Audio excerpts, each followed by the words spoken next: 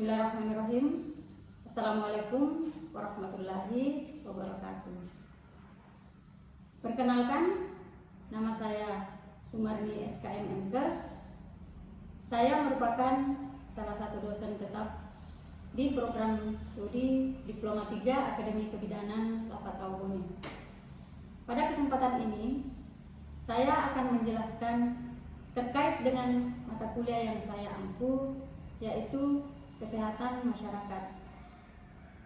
Mata kuliah Kesehatan Masyarakat merupakan mata kuliah wajib dengan kode mata kuliah LPT 120 yang ada pada semester 5 dengan bobot 2 SKS yang terdiri dari 1 SKS teori dan 1 SKS praktek. Izinkan saya untuk mendeskripsikan mata kuliah Kesehatan Masyarakat. Mata kuliah ini memberikan kesempatan kepada mahasiswa untuk menguasai konsep kesehatan masyarakat, prinsip dasar kesehatan masyarakat, konsep epidemiologi, pelayanan kebidanan di masyarakat atau komunitas, pendidikan kesehatan dalam masyarakat, pemberantasan penyakit menular dan tidak menular, kesehatan reproduksi, serta gizi pada kesehatan masyarakat. Adapun capaian pembelajaran mata kuliah kesehatan masyarakat, yaitu yang pertama, mahasiswa mampu menjelaskan konsep dasar, ruang lingkup, dan tujuan ilmu kesehatan masyarakat. Yang kedua, mahasiswa mampu menguraikan prinsip dasar ilmu kesehatan masyarakat. Yang ketiga, mahasiswa mampu menjelaskan perkembangan kesehatan masyarakat di Indonesia. Yang keempat, mahasiswa mampu merencanakan dan menyusun sasaran kesehatan pada masyarakat. Yang kelima, mahasiswa mampu menguraikan faktor-faktor yang mempengaruhi derajat kesehatan masyarakat. Yang keenam, mahasiswa mampu menjelaskan dan mengidentifikasi tentang pemberantasan penyakit menular dan tidak menular. Yang ketujuh, mahasiswa mampu menjelaskan kesehatan reproduksi. Yang kedelapan, mahasiswa mampu menguraikan tentang gizi pada kesehatan masyarakat. Adapun materi pembelajaran mata kuliah kesehatan masyarakat, yaitu yang pertama, dasar, ruang lingkup, dan tujuan ilmu kesehatan masyarakat. Yang kedua, prinsip dasar ilmu kesehatan masyarakat. Yang ketiga, perkembangan kesehatan masyarakat di Indonesia. Yang keempat, sasaran kesehatan pada masyarakat. Yang kelima, faktor-faktor yang mempengaruhi derajat kesehatan masyarakat. Yang keenam, pemberantasan penyakit menular dan tidak menular. Yang ketujuh, kesehatan reproduksi. Yang kedelapan, gizi pada kesehatan masyarakat. Metode pembelajaran yang saya gunakan adalah ceramah, diskusi, dan juga praktikum. Untuk pembelajaran ceramah atau penyampaian materi, saya menggunakan referensi dari berbagai sumber seperti buku-buku terbaru serta referensi jurnal terbaru terkait dengan mata kuliah kesehatan masyarakat. Sedangkan untuk media pembelajaran yang saya gunakan yaitu laptop, LCD, serta PowerPoint dalam bentuk slide. Di sini, saya juga menerapkan sistem diskusi di kelas dengan tujuan agar melatih mahasiswa dapat lebih aktif dan lebih memahami materi yang disampaikan. Selanjutnya, di setiap awal pertemuan, saya selalu mereview terkait dengan materi yang disampaikan pada pertemuan sebelumnya, sehingga kita bisa menilai sejauh mana mahasiswa memahami materi yang telah disampaikan.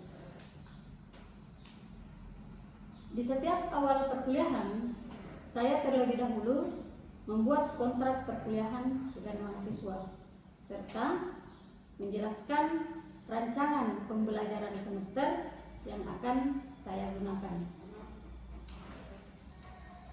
Dalam hal tridharma perguruan tinggi, sebagai dosen, saya menerapkan dalam bidang pengajaran untuk evaluasi hasil pembelajaran dengan bobot kehadiran 15%, tugas 10%, kuis 5%, UTS 25%, UAS 30%, dan praktikum 15%.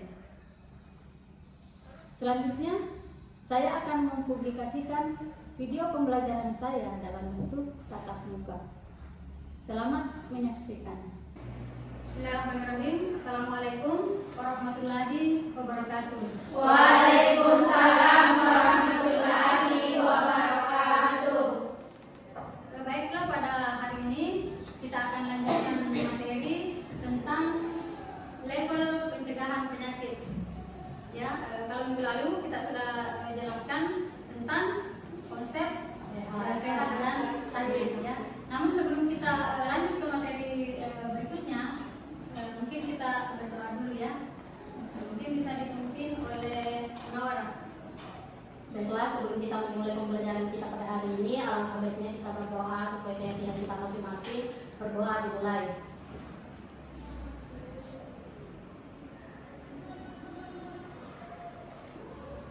Doa selesai. Bagaimana keadaannya hari ini? Alhamdulillah, Ibu. Sehat ya? Iya, Bu. Masih semangat juga? Semangat. Masih semangat karena ini sudah menjelang siang sebenarnya ya? Iya, Bu. Baiklah, kita akan Ibu akan mereview dulu terkait dengan pembelajaran materi yang lalu ya.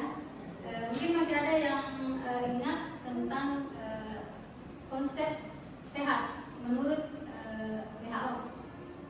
Saya, Bu. Ya, silakan Munawar.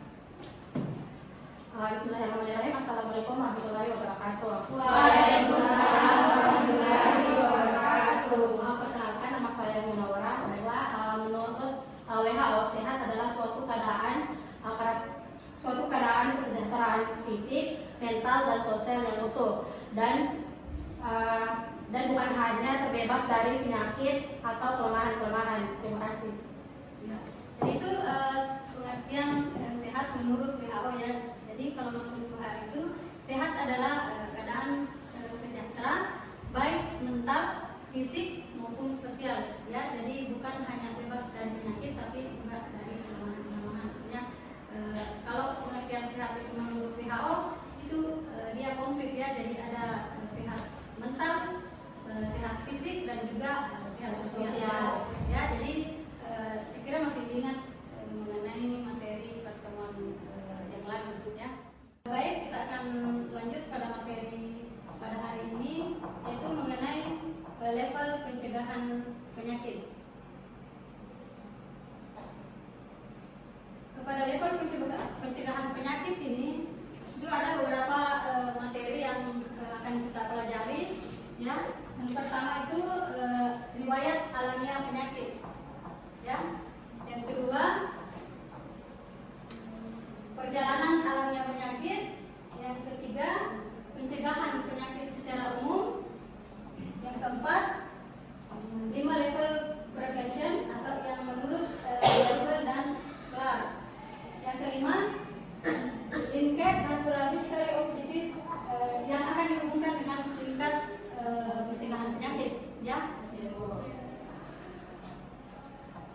Jadi yang pertama dulu itu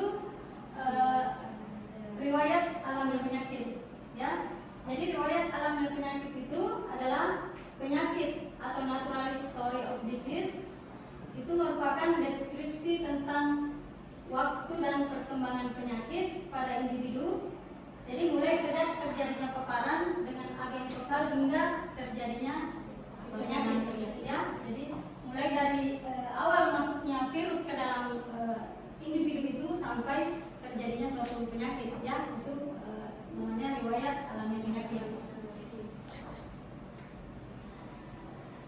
Selanjutnya ada namanya perjalanan alamiah penyakit, ya. Tadi kan sudah disampaikan bahwa perjalanan penyakit itu tadi mulai dari bagaimana agen itu masuk ke dalam tubuh sampai terjadinya suatu penyakit. Nah, yang pertama itu ada fase pre-patogenesis, ya.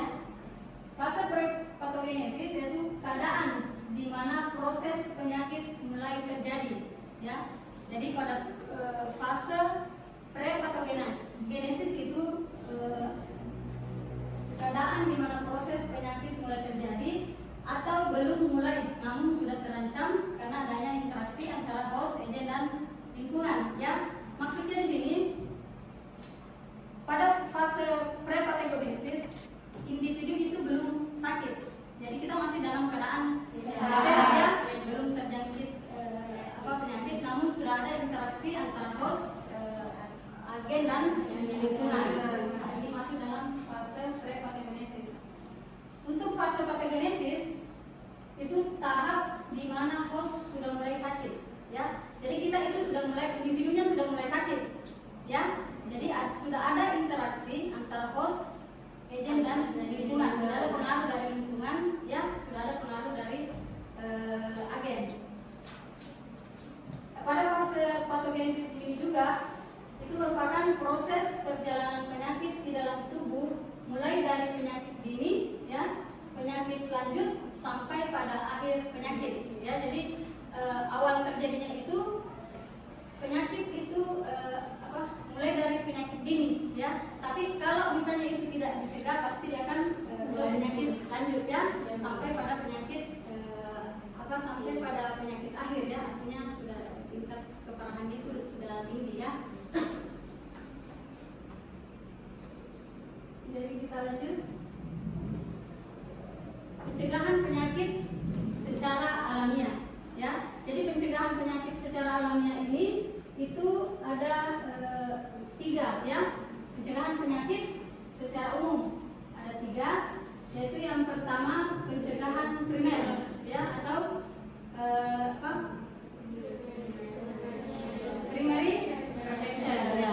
Jadi pada pencegahan ini itu individu belum menderita sakit. Jadi dia masuk tadi dengan pada fase pre-patogenesis, ya, karena individunya itu belum sakit, masih dalam keadaan sehat. Jadi pada pencegahan primer ini pencegahan yang dilakukan pada individu yang belum menderita sakit atau dalam keadaan sehat, ya. Dan pada fase primer ini semua tindakan yang ditujukan pada faktor penyebab itu bertujuan untuk mencegah, ya. Jadi mencegah reaksi interaksi penyebab penyakit, ya. Jadi reaksi interaksi penyebab penyakit dan bagaimana mencegah timbulnya suatu penyakit, ya. Jadi pada fase pencegahan primer. Dan pada pencegahan primer ini fokusnya itu pada bagaimana mempertahankan orang yang sehat tetap sehat, ya. Artinya jangan sampai sakit, ya. Jadi kalau misalnya kita orang sehat itu bagaimana kita mempertahankan supaya tidak sakit, ya. Itu pada pencegahan penyakit primer. Yang kedua pencegahan sekunder atau secondary prevention, ya. Jadi pada pencegahan sekunder atau secondary prevention ini itu pencegahan yang dilakukan pada individu yang sudah sakit, ya. Jadi kita itu sudah sakit, ya. Jadi tahap ini individunya sudah sakit, ya. Jadi bagaimana kita mencegah agar orang yang sakit ini tidak bertambah parah, ya.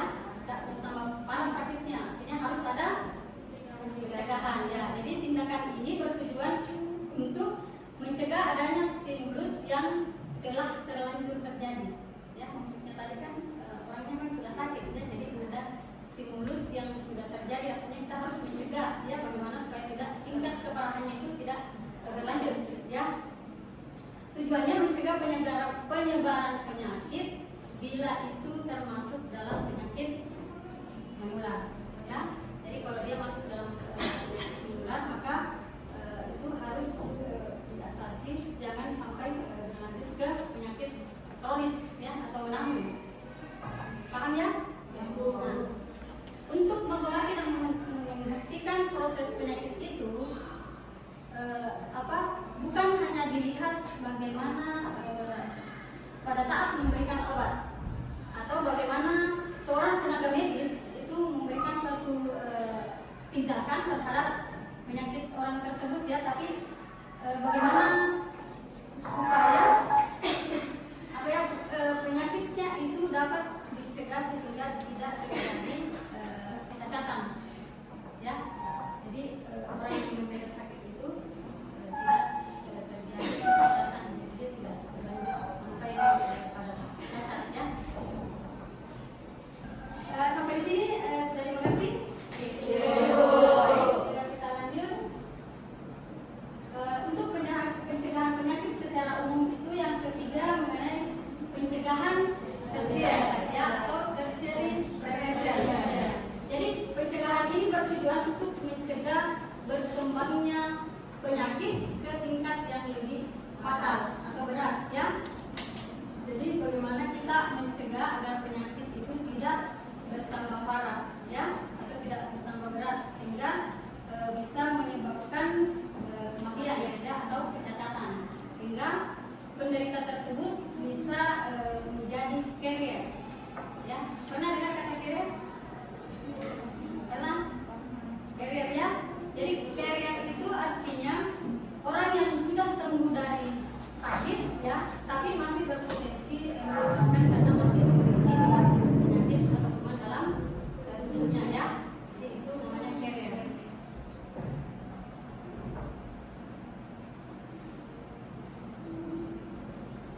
Kita lanjut. Ya. Ini 5 level prevention ya. Jadi 5 pencegahan menurut level N kelar ya. Jadi yang pertama itu adalah health promotion ya atau namanya promosi kesehatan. Jadi promosi kesehatan yang paling penting pada promosi kesehatan dalam tingkat pendidikan kesehatan itu sangat dibutuhkan pada hal promotion ya. Karena kenapa? Masyarakat pada umumnya itu mereka kurang paham dengan kesehatan ya. Mereka kurang paham dengan pentingnya misalnya hidup sehat ya. Bagaimana bisa meningkatkan gizinya ya. Bagaimana kebiasaan hidupnya, perbaikan sanitasi lingkungan dan lain sebagainya ya. Kalau pada tingkat hal promotion, jadi yang terpenting pada tingkat promosi kesehatan itu adalah edukasi pendidikan ya. Bagaimana kita mengedukasi masyarakat untuk bisa berubah pola hidupnya ke yang lebih baik ya. Terus yang kedua ada specific protection ya atau apa? Perlindungan khusus ya. Specific protection, perlindungan khusus. Jadi perlindungan yang diberikan kepada orang-orang atau kelompok yang berisiko ya. Jadi ada kelompok-kelompok yang berisiko terkena suatu penyakit. Ini yang sasarannya pada perlindungan khusus ya. Jadi ada memang sekelompok atau orang tertentu. Jadi pencegahan yang keempat itu adalah disability limitation ya atau bagaimana kita mencegah kecacatan ya, kecacatan. Karena kurangnya pengertian dan kesadaran masyarakat tentang kesehatan dan penyakit, maka sering masyarakat tidak melanjutkan pengobatannya ya. Jadi mereka kurang paham. Kalau misalnya mereka sudah jatuh sakit, itu mereka tidak mau memeriksakan kesehatannya ke tempat pelayanan kesehatan itu karena mereka kurang paham ya tentang bagaimana sehat itu.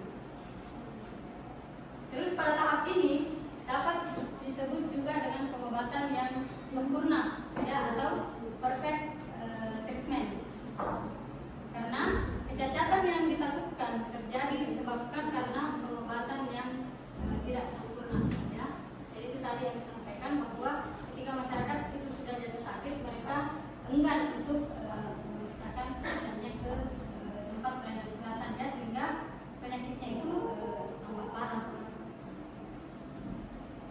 Yang kelima, rehabilitation atau tahap rehabilitasi. Jadi rehabilitasi merupakan tahapan yang sifatnya pemulihan ya. Jadi ditujukan pada kelompok masyarakat yang dalam masa penyembuhan sehingga diharapkan mereka benar-benar pulih ya. Jadi bagaimana orang yang sakit tadi itu diberikan diberikan tahap rehabilitasi ya, sehingga mereka diharapkan bisa benar-benar pulih dari sakitnya sehingga dapat beraktivitas kembali secara normal ya. Begitu pada tahap rehabilitasi.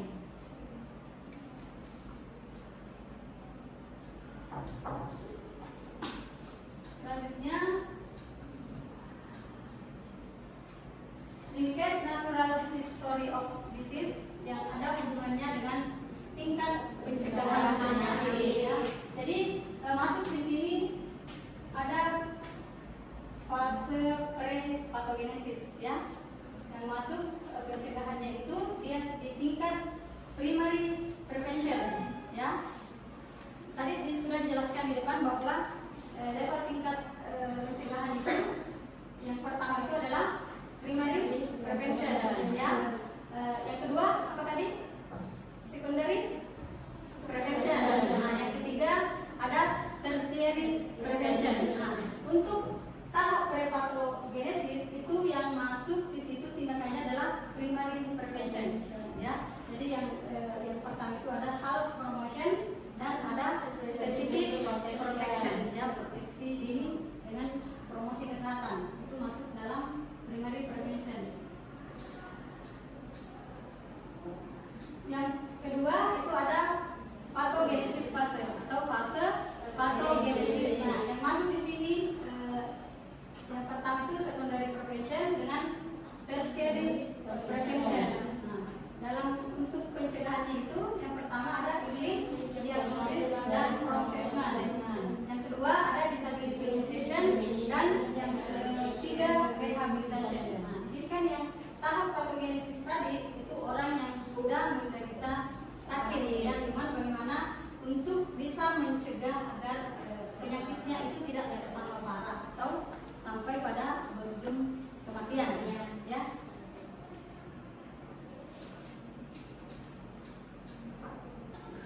Saya kira cukup pertemuan kali ini tentang pencegahan level pencegahan penyakit ya. Mungkin sudah pahami ya apa yang dijelaskan tadi. Nah, ada yang bertanya? Ya, silakan Selviani.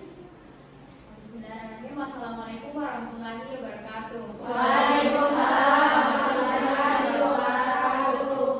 Perkenalkan, nama saya Selviani. Saya akan memberikan pertanyaan, Bu. Tabel apa saja yang termasuk di dalam fase pre-pathogenesis?